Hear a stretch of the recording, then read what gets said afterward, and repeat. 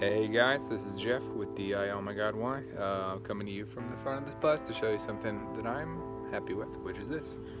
It's legally registered for the time being, at least. This is kind of an interesting process, and based on the feedback I've gotten so far, I don't believe I'm the only one that's kind of dreamt of doing this, so I wanted to at least run through kind of how we got here so far. So, first thing obviously was insurance. You need proof of insurance to get registration. Now with the shuttle bus, it was a little easier. I told my agent, yep, just using it for personal use, and he said, all right, there you go, done. So I could have converted it to motorhome, I think, but I didn't. Now this one is a little bit of a different case, because mostly it's giants. The gross vehicle weight rating on the shuttle bus was about 19,000 pounds. This one is 31. Now the first question is, do I need a CDL, commercial driver's license? The answer in Idaho at least is no. If I don't use it for any commercial purpose, I don't need it. That was not the most clear thing, but I got it confirmed today at the DMV. Sorry, the radiator cover flaps are digging into my back here. But so that was nice. Didn't have to worry about that because that would have been a major expense and headache. So no CDL. Next thing was, like I said, insurance. Talked to my agent. I go through State Farm. I got a pretty good agent. He talked to his underwriters, and they said I can insure it the same way as a commercial vehicle for personal use, only under one condition, which is remove all the seats. I fought back a little and said, well, some people are going to need to sit in it. And he said, okay, you can seat up to 8. So that said, I pulled all the seats anyway. You probably saw some Instagram pictures. It's empty right now. They all went off Craigslist this weekend, so wahoo!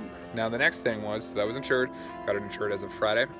Now registration I was a little less clear on because the rules for motorhomes and RVs in Idaho were not obvious. So went to the DMV today and honestly found the nicest person I've ever found at the DMV, and she helped me through the whole thing. She said the same thing, start the thing as a truck, commercial, or a personal commercial truck.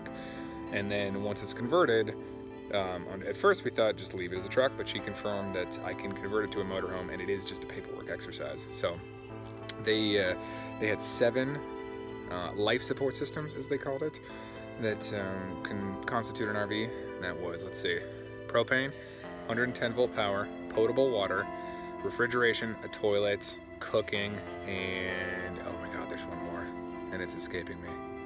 Anyway, there's one more. It's in the Idaho code if you get really interested, but you need 4 of them to convert. So, you know, the 4 that I have that are pretty easy. I have a toilet already here. Cooking is going to be in there, which also comes with propane. I have a refrigerator already in here. Oh, it's HVAC. That was the last one.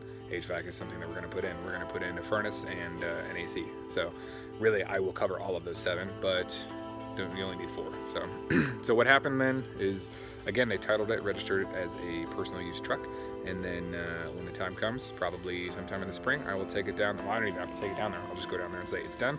We'll switch it over, and that's it. It's a little more complicated for the insurance side. I will also convert it to an RV for insurance. They require some documentation. The nice thing is with this video, this is documentation, so I can always just send them a YouTube link. One more thing I wanted to kind of talk about. This is a preliminary budget. This is aggressive, and we'll see how it goes. But so I bought the bus for $3,000, and then, you know, ideally I would like to keep it under 7, and that's what we're shooting for. So $4,000 to convert it. Now I was looking at the math already, and between the toilet that I already bought, the seats, I'm already pushing north of $400 into it, and the really expensive part is going to be electrical. An inverter, solar, generator, all that, I mean, that adds up to thousands, not hundreds. So we'll see how that goes. More realistically, my kind of overall goal is 10. I think 10 is super doable. I think 7 is possibly doable. I'll have to be kind of really thrifty with the interior build out, which I think I can be, but you know, recycling materials where I can, and hopefully finding some used deals to save on some of the more expensive pieces. So anyway, stay tuned. I got the draft of a layout coming together. We're gonna actually mask it out on the floor in here, kind of walk it, see if it makes sense, and if it does, really that'll be step 1. Rip out the floor, insulate, new floor, and then start building. So stay tuned. This is gonna happen kind of fast. So with any luck, more videos in the near future. Talk to you guys soon.